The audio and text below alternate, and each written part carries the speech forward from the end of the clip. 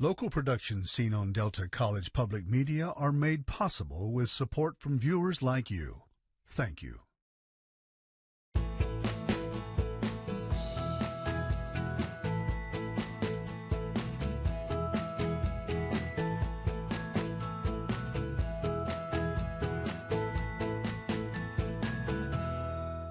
Well, good evening, everyone. I'm Mike Redford, and this is the follow-up. Coming up on tonight's show, a legal battle over tax relief for Michigan taxpayers.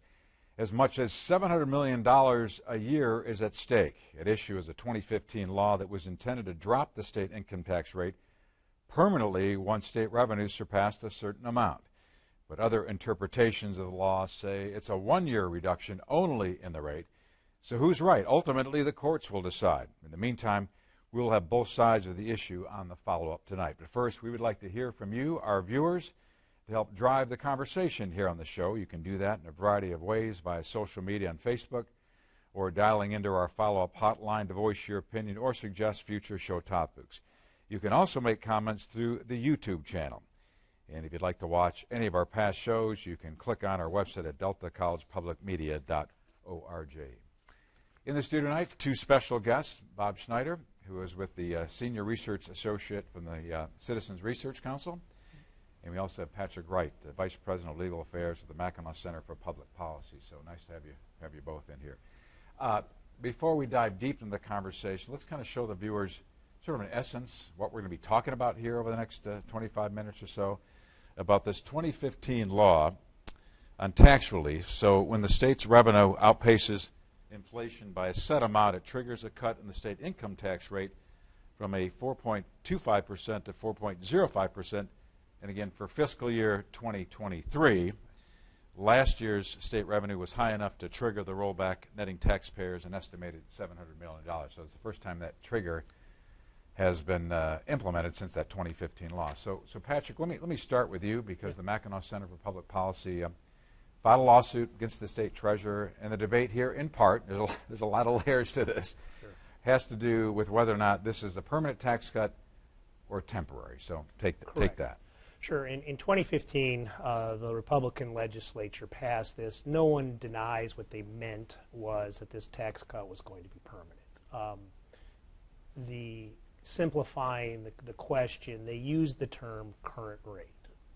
And so the question is that current rate what it was when the law was passed, which is 4.25%, or is there, starting this 2023 tax year, every year do you do this question where you look at the revenue, you look at how much the state's, if it's over inflation or not, it's got to be like 42.5%.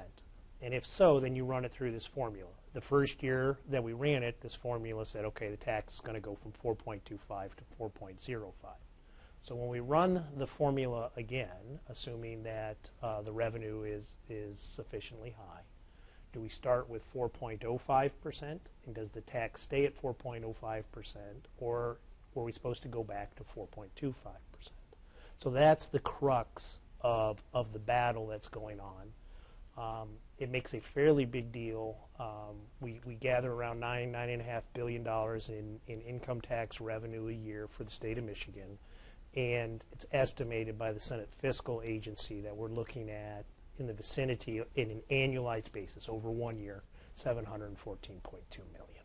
So back in 2015, it was a Republican-controlled legislature. We had a Republican governor. Both sides of the aisle, is my understanding, it was partisan. It was passed, and the intention was it was going to be permanent. Correct. And yet, Bob, you doing the research with the Citizens Research Council, maybe don't disagree with that, but what's your concern, that maybe it wasn't written properly? Right. So when this, it's interesting because no one was talking about this issue of, well, should it be temporary, till really very recently, when folks started saying, we know revenue growth was very strong, much higher than inflation. It's going to trigger the cut in calendar year 23, the tax year 23, from 4.25 to 4.05. And then you started hearing folks question, well, but is it really permanent? And I looked at the legislation back in 2015 when I was working at the Research Council. In my in my view at that time was, yeah, everyone was talking about it as a permanent tax cut. But when we went back and looked at it after we started hearing the vibes that, folks asserting, well, maybe it's not so clear, we took another look at it, and we agree. And I will say, I don't know that we're in lockstep with the Attorney General's opinion on this, but as we looked at just a plain reading of the language, and I'm not an attorney, but we do a lot of an analysis of legislation. There's two really critical segments of the law as it was written, and Patrick kind of referred to the first one. There's a subpart of the law that says the tax rate, as of today and into the future, shall be 4.25%, with the rate that it was in place before this trigger, except as otherwise provided in the next part. And then the next part, as Patrick also said, is a very complex formula that describes how we're to look at making this adjustment, and how it was looked at when we determined for 2023 it should go down from 4.25 to 4.05%. A very important part, as we read it at least, to that is we have subpart B, 4.25% unless otherwise described below, and then this subpart C, the next part of the law, says for each year, when general fund, our discretionary state revenue, grows faster than inflation, then look at this very complex formula. And I think what everybody agrees right now is when we revisit all this next year, it gets visited each January, that's not going to be the case. The general fund will be, not only will it not be higher than inflation, we're going to have negative growth in general fund because we've not only have the tax cut that's coming to the income tax, we have an increased earned income tax credit, we have changes to the retirement, treatment of retirement tax. General fund revenue is going to go down significantly, maybe double-digit negative. So that next part says if general fund growth exceeds inflation, then do all of these calculations. Well, if it doesn't, nowhere in the law does it say, and if not, maintain the rate that was cut the prior year, or go back to 4.25, or anything else. It's kind of silent. Right. And as we read it and looked at it, the only way we could read it, kind of the plain language, is okay, it's 4.25% unless this section that does all the calculations is triggered and we make some adjustment. If not, then the only default is go back to the 4.25%. And I will say that is sort of hinted at, I think, in the Attorney General's opinion, but it wasn't their main argument. Me and my colleagues read it again and said, we have to kind of strain to make it fit the that it would actually stay at 4.05%. So the test says the C part. So there's part B, which says we're going to start at 4.25. Everybody agrees that that's where we started in 2015. And then in C is, okay, when we get to 2023, we're going to start running this revenue versus inflation test. Okay, so we ran the test. Having run the test, the question becomes, okay, do we go back to B and say, aha, this is now the current rate? Because that's what C uses. C uses the term current rate. And is that current rate in the future going to be 4.05, which is what happened at the end of this fiscal formula this time for fiscal 2023? Or do we go back and start anew and say, no, we have to start at 4.25 again? So the test for this, the legal test, these are two conflicting viewpoints. Shockingly, if you want to look at this in partisan terms, the Republicans are on one side and the Democrats are on another. And the party that, it's a very tough vote to raise taxes. And so there was a lot of things that in the start of this legislative year, that were attempted to be done. There was an attempted compromise at, hey, we'll give you a one-time $180, $90 individual or whatever tax tax cut. There was an attempt to Tax rebate, whatever tax you want to call it. rebate. Right. There was an attempt Sure. to recharacterize some money from the past fiscal year as something else so that the test wouldn't be triggered. It was actually put into Public Act 4, but it wasn't given immediate effect. So we're left with the 2015 test. And for the courts, it's, okay, which of these two readings is better? A tie goes to the taxpayer. If it's ambiguous, if there's an absolute tie, then it's going to be the way that the people who think the tax should be permanent want it, because you construe it against the taxing authority. So what did the AG do? The AG had 3 justifications in her one-day Attorney General opinion. She was asked, and one day later had the turn the opinion around. Now, she probably had been asked informally beforehand by Treasurer Eubanks about it. But a dictionary definition of what current means, there was a policy question as to whether or not this makes fiscal sense, and I'm actually forgetting her third argument right now. I'm embarrassed at this. No, that's okay. You'll get to it. Anyway, so what we did first is we went and looked at our own dictionary definitions, and we used most recent, and she was using at the time. Okay, so if that's a wash, that's good for us. Oh, the second one was how easy, I knew I'd remember it eventually. The second one was how easy it is to fix. Okay, she goes, well, the legislature could have said when you've done this test, it remains permanent, and from here on forward, you will use that new rate, and it will be the starting rate. She goes, you could have put that in Part 10 of C. Well, the retort to that is relatively simple, which is instead of using the term current, all you had to do was use 4.25%. Right? You scratch out current, put in 4.25%, and it's exactly the way that the Attorney General says it should be. The third one probably isn't something that the courts are going to consider, because they generally don't like going to policy arguments. They just say, who has the better reading of the statute. But the Attorney General essentially gave what would be a classic Democratic view of the statute, which was, we shouldn't have tax breaks unless we can afford it. We need money to make government operate, et cetera, et cetera, et cetera. And the Republican retorts to that, which we set out, is pretty simple, which is we're talking about 42.5% over inflation. So that's a fair amount of money. If you look at this $81 billion and change budget that we just passed this year, we had a couple $1 billion in earmarks. We had $1 billion in targeted tax relief, things like earned income tax credit, pension credit, and all this other stuff. So if you compare that to a $700 million tax cut, you can fund that tax cut for 4 years already.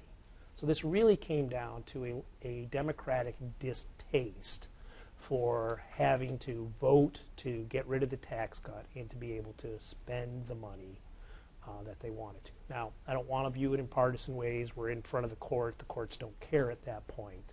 But it's just a little bit of background as to how we ended up here and why. Go ahead.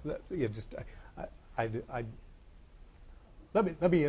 I'll tell you where I think Patrick and I agree on actually a couple of different very important points to this. But there's kind of one.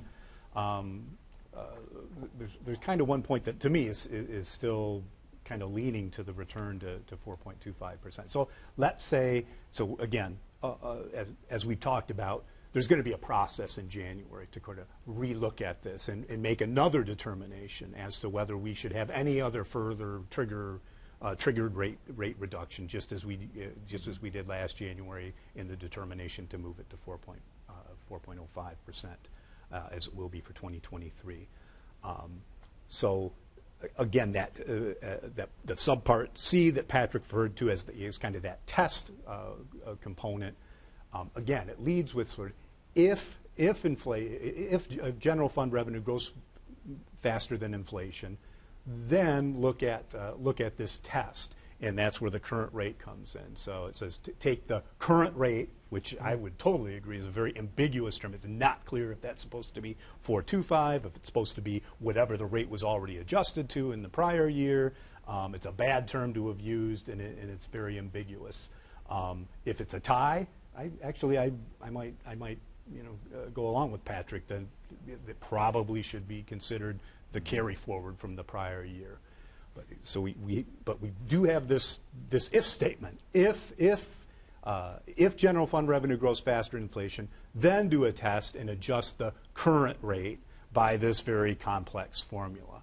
I think as we look at it, when we get to 2024, there's general fund revenue is going to grow it's going to decline.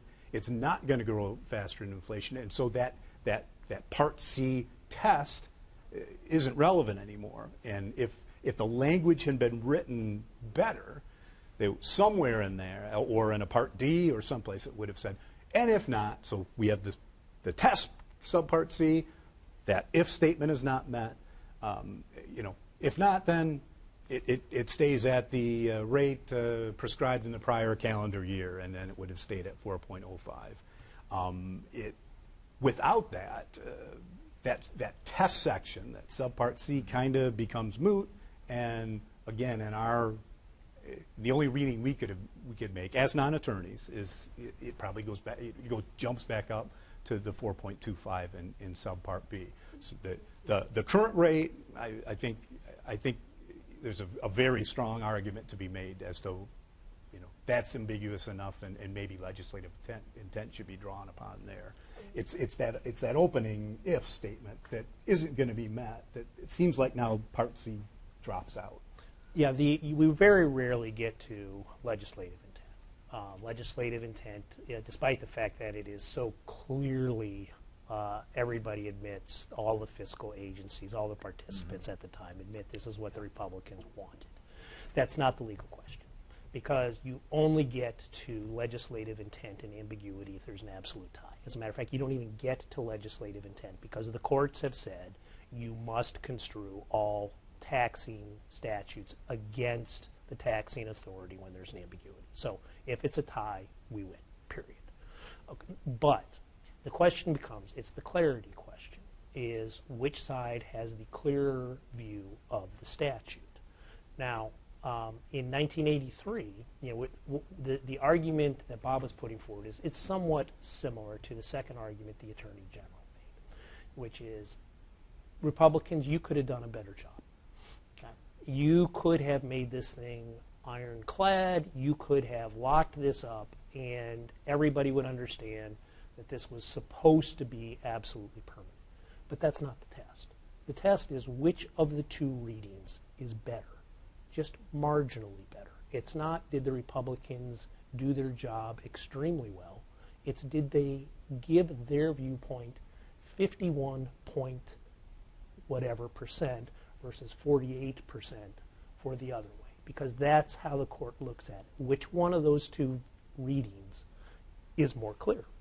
Now, in 1983, the legislature had another formula.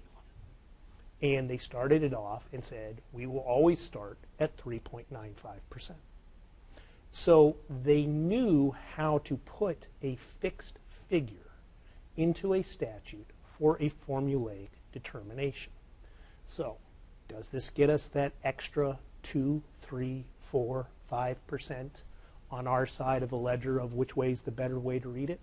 Obviously, we're arguing in court that it does. Whether or not we're in agreement with that, that's eventually what the courts are going to have to decide.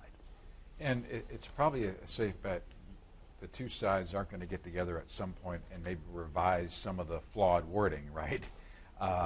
That's not going to happen, right? Theoretically, it could happen.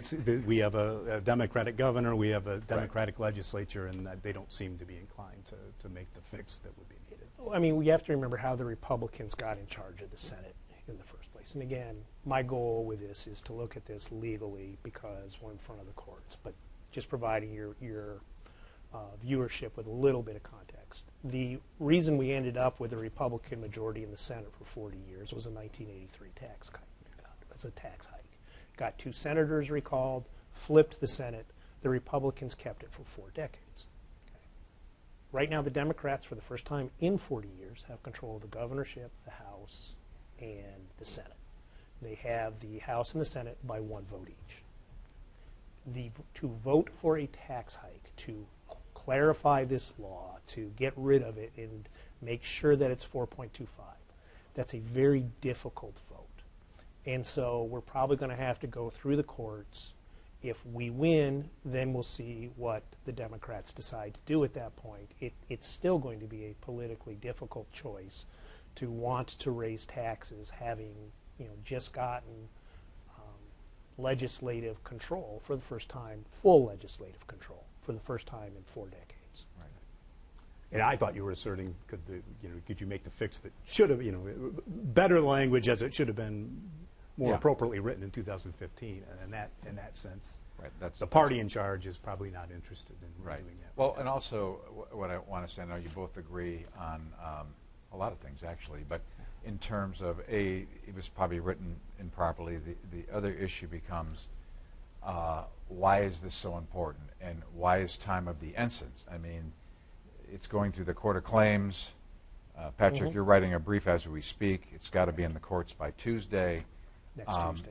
Yeah, right? yeah, that is something. Right. Right, yeah, About a week from now. Right. It's got to be kind of ruled on one way, shape, or form by mid-December, because you've got 4.9 million individual taxpayers, plus you've got business owners that are looking at these numbers to say, we need to work our paperwork out. We've got tax filings to be done, and if it's after January, it's a hot mess, as some would say, right? I mean, right. That is our argument. Yeah. I will say that that's a very difficult argument Yeah. to make, because both the Court of Appeals and Michigan Supreme Court, assuming that they're going to get a shot at these, it takes time. You have to brief the things. You have to see what the court said. You have to argue. They have to do their research. We do think it would be best if it got done by December. We're running out of time to be able to do that. If we were to win, we would ask, probably to have some sort of stay order put in place to require the treasurer to, put out new tax tables or something along those lines. So there's going to be a lot of procedural machinations. The legal interplay is going to continue. But yes, we are asking this to be done as quickly as possible. There's a lot of people. Typical taxpayer, it's $120, but that's going to be yearly. This is a thing. Assuming we're correct, then it stays at 4.05, and how long till somebody changes that? Those numbers do start to add up. Bob, in your research that you wrote, which was very extensive, when that law was written in 2015, almost nobody thought you'd ever have a situation where it would trigger, but it did happen. A little bit of a surprise, right? I mean, yeah. So when the law was written in 2015, and again it puts in this formula, as we've talked about, our general fund, general purpose revenue is the state's discretionary revenue. It's probably 90% of budget deliberations are about how much this discretionary revenue from our major taxes gets allocated. The 2015 law put in a trigger mechanism that allowed that general fund revenue to grow with national consumer price index inflation, plus another 42. That CPI rate nationally each year, the cap would go up, plus another 42.5% above that inflation rate. So it built in enough growth for inflationary adjustments, plus a significant amount of real inflation-adjusted growth beyond that. So I think a lot of people thought, well, we may never see this trigger actually effectuated, and up until 2020, I would have said the same thing. It doesn't look like we're on a trajectory to do that. The COVID the COVID pandemic hits. I think what really drove state revenues were expected to drop by $6 billion originally. When COVID hit, there was a consensus revenue conference just months later, and we thought the sky was falling. state revenues were going to drop, the two big revenue funds by $6 billion. That's a huge loss, and there would have had to have been massive budget cutting. What happened instead is we've had boom years really since then, and I would assert we have gotten a lot of revenue directly to the state from the federal government, but really the calculations here are about our state revenue, and our state revenue grew in a year where employment went way down, and earnings from employment went way down, 2020, even into 2021 a bit. What did we get? We got the Paycheck Protection Program, very substantial supports for businesses to kind of keep payroll going. We all got several rounds of tax relief, tax rebates.